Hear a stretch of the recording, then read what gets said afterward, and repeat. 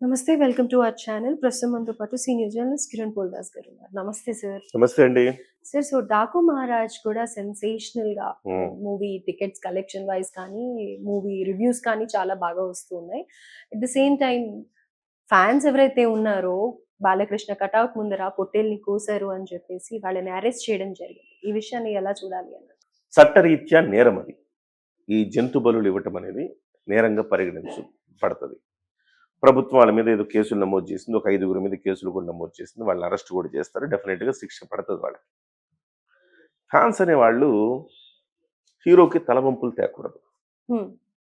హీరోకి ప్రైడ్‌గా ఉండాల ఫ్యాన్స్ అనేవాళ్ళు. ఆ ప్రైడ్‌గా ఉంటేనే ఆ హీరోకి కూడా వన్నె తెచ్చిన వాళ్ళైతారు. ఈ రకంగా దబిడి దిబిడి అని చెప్పేసి జంతువులను బలివ్వడాలు, ఇట్లాంటి పిచ్చి పిచ్చి పనులు చేస్తే ఆ హీరో కూడా చిక్కుల్లో పడతాడు అంటే కదా. సార్, ఫ్యాన్స్ దేవుడిగా భావిస్తారు కదా వాళ్ళ హీరోని. తాము అభిమానించే అవును, హీరోని. హీరోగా సో భావిస్తే మనం మామూలుగా యూజువల్‌గా దేవుడి దగ్గర అమ్మవారికి బలిస్తుంటాం బలిస్తూ కాబట్టి ఉంటాం ఆ కదా! రకంగా రైట్. బలిచ్చారంటారా. అలా ఇచ్చారు అని అనుకోవచ్చా? అమ్మవారి ముందు కూడా బలులు ఇవ్వడం అనేది నిషేధం అండి, నేరము.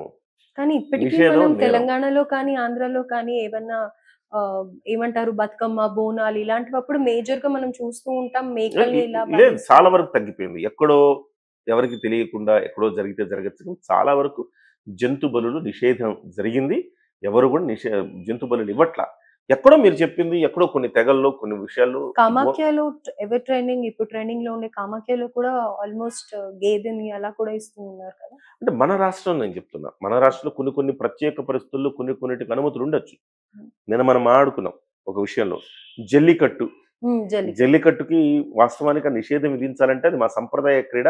మేము చేసుకుంటాం అని చెప్తున్నారు. అండ్ అదే సమయంలో ఇప్పుడు కోడిపందాలు. కోడిపందాలు ఎగ్జాక్ట్‌లీ కోడిపందాలు అదే. కూడా మా సంప్రదాయ క్రీడ మేము చేసుకుంటాం అని చెప్తున్నారు.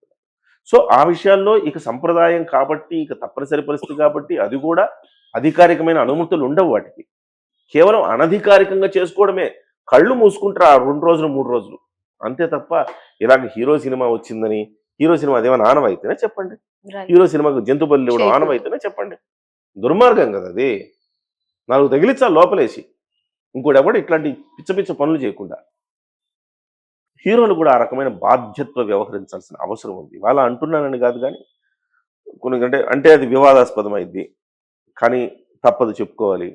మనం మన హీరో ఫ్యాన్స్‌కి హీరో ఏం మెసేజ్ ఇస్తున్నాడు? ఎలాంటి మెసేజ్ ఇస్తున్నాడు? అనేది గూడా. ఫ్యాన్స్‌లో రెచ్చగొట్టే వ్యాఖ్యలు చేస్తున్నారా? లేతే ఫ్యాన్స్‌ని సక్రమంగా ఉండండయ్యా అని చెప్తున్నారా? ఇప్పుడు సాటి హీరో మెగాస్టార్ చిరంజీవి గారున్నారు. ఆయన వాళ్ళ ఫ్యాన్స్‌ని ఏం చేశాడు? ఇదిగో రక్తదానం చేయండి. చిరంజీవి గారి పుట్టినరోజు జరిగినా, పెళ్లి రోజు జరిగినా, సినిమా రిలీజ్ అయినా ఆళ్ళేం చేస్తారండి? రక్తదానం బ్లడ్ చేస్తారండి. బ్యాంక్‌కెళ్ళి సమాజానికి ఉపయోగపడే పనే చేస్తారు. సమాజం చేదరించుకునే పనులెప్పుడు చెయ్యరు వాళ్ళు. సో, అదే విధంగా కరోనా సమయంలో గూడా చిరంజీవి గారి మాటను అనుసరించి అనేక మంది గ్రామాల్లో, ఊర్లల్లో మంచి కార్యక్రమాలు నిర్వహించారు. అంటే వాళ్ళకి ఫుడ్ పెట్టడం దగ్గర నుంచి, అవసరం ఉన్న వాళ్ళకి సహాయం చేయడం దగ్గర నుంచి, ఆక్సిజన్ బ్యాంకులు, ఆక్సిజన్‌లు ఇప్పించడం దగ్గర నుంచి ఇలాంటియన్నీ చేశారండి. అంటే ఒక యథా రాజా తథా ప్రజ అంటారు. యథా హీరో తథా ఫ్యాన్సు అంటా నేను. అవునా కాదా? ఎగ్జాక్ట్‌లీ. అవును. మీరేం మెసేజ్ ఇస్తారు? మీరు ఉదయం లేస్తే అమ్మాయి కనబడితే కన్ను కొట్టాలి, కడుపుయన చేయాలి, దబిడి దిబిడే, అమ్మాయి కనిపిస్తే కొట్టాలి ఇట్లా. ఇవన్నీ చేసి మీరు సభ్య సమాజానికి ఏం మెసేజ్ ఇస్తారు? ఇవాళ బాలకృష్ణ గారిది ఎక్కడ ఫేమస్ తెలుసా మీకు? పబ్బుల్లో ఫేమస్. ఓకే. పబ్బుల్లో లాస్ట్‌లో జై బాలయ్య సాంగ్ ఎయాలా, అందరు ఎగరాలా, వచ్చేయాల. అది ఫేమస్. అంటే మీరు దేనికి ప్రతీకగా మారుతున్నారు? మీరు దబిడి దిబిడేలకి, ఆ! కనిపిస్తే కన్ను కొట్టాలా, కడుపు చేయాలా, ఇలాంటి వాటికి మీరు ఫేమస్. ఇలాంటి వాటికి బాలకృష్ణ గారి గురించి మనం ఆలోచిస్తే మనకు అవే తట్టాలి. ఒక హ్మ్. హీరో గురించి ఆలోచిస్తే ఏం తట్టాలి? కానీ బాలకృష్ణ పైగా గారు సీనియర్ హీరో కూడా. ఆ బాలకృష్ణ గారు తన ఫ్యాన్స్‌ని ఒక క్రమ పద్ధతిలో పెట్టాలి. ఏమో సేవా కార్యక్రమాల వైపు మళ్లించాల. అలా కాకుండా ఈ బలులిచ్చే వాళ్ళని కఠినంగా శిక్షించాలి. బాలకృష్ణ గారు కూడా ఒక మెసేజ్ ఇవ్వాలి. డెఫినిట్‌గా వీళ్ళందరూ కూడా మీరు ఫ్యాన్స్ అందరూ కూడా ఏదైనా ప్రజలకు ఉపయోగకరమైన పనులు చేయండి. ఇలాంటి చెత్త పనులు చేయకండి. నా పరువు తీయకండి అని పెట్టాలి. ఆయన కూడా మెసేజ్ ఇవ్వాలి. హ్మ్. First thing. రెండవది బాలకృష్ణ సెకండ్ ఫేజ్ ఇది. యాహ్! బాలకృష్ణ గారికి గతంలో ఉన్న నెగటివిటీ చాలా ఉండేది. ఎప్పుడైతే అన్‌స్టాపబుల్ వచ్చిందో ఆయనకి చాలా పాజిటివిటీ వచ్చింది. ఇమేజ్ బాలకృష్ణ గారి ఇమేజ్ ఆసాంతం మారుతోంది. అప్పట్లో టీనేజర్స్, యంగ్స్టర్స్ ఇష్టపడే వాళ్ళు కాదు. చిన్నపిల్లలైతే ఆ. అసలు చూసేవాళ్ళే కాదు. Frankly speaking, sorry if I hurt this. అయితే బాలకృష్ణ గారి ఇమేజ్ ఆసాంతం మారుతోంది. ఇప్పుడు యంగ్స్టర్స్ అన్స్టాపబుల్ వచ్చిన తర్వాత నుంచి బాలకృష్ణ గారిలో మరో కోణం చూస్తున్నారు అంతా. కనిపిస్తే కొట్టడం, ఇట్లా తిట్టడం ఇలా చేసేవాడు.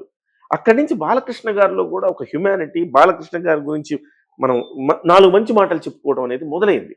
ఈ మొదలైన క్రమంలో మళ్ళీ పాడు చేసుకోవటం, ఆ సినిమాల్లో మళ్ళీ ఆ దబిడిదిబిడేలు చేయటం, ఇవన్నీ కాకుండా కొంచెం కాస్త హుందాతనంతో వ్యవహరిస్తే గనక డెఫినెట్‌గా బాలకృష్ణ గారికి మంచి మూమెంటం ఉంది బాలకృష్ణ గారికి. ఏ సినిమా చేసినా మినిమమ్ గ్యారంటీ ఆడేస్తున్నాయి.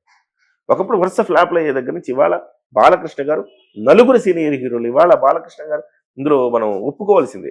నలుగురు సీనియర్ 4 పిల్లర్స్ అంటారు. చిరంజీవి గారు, బాలకృష్ణ గారు, నాగార్జున గారు, వెంకటేష్ గారు.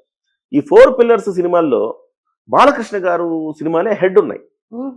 ఓకే. చిరంజీవి గారికి మించి ఆడుతున్నాయి ఇవాళ. ఆ ఒకవైపు అన్‌స్టాపబుల్ ఇమేజ్ పెరుగుతా ఉంది. ఇలాంటప్పుడు బాలకృష్ణ గారు ఇది కరెక్ట్ సమయం. తన ఫ్యాన్స్‌కి కూడా హితబోధ చేసి, తాను కూడా హుందాగా ఉంటూ, తన ఫ్యాన్స్‌లు కూడా హుందాగా ఉండాలి అని చెప్పడం అనేది బాలకృష్ణ గారు తక్షణం మాట్లాడాలి, అమలు చేయాలి, అమల్లోకి తేవాలి. అప్పుడే పరిపూర్ణంగా మారుతుంది. లేదు ఇంకా మనం దబిడిదిబిడే అనుకున్నాం అనుకోండి, ఇలాంటి ఘటనలు జరుగుతూ ఉంటాయి. ఆయన చెప్తాడు, ఆయన చెప్పడు కానీ బట్ ఆయన ఆదర్శంగా తీసుకుంటారు. ఇంకేదో ఆయన విలన్లు నరికినట్టు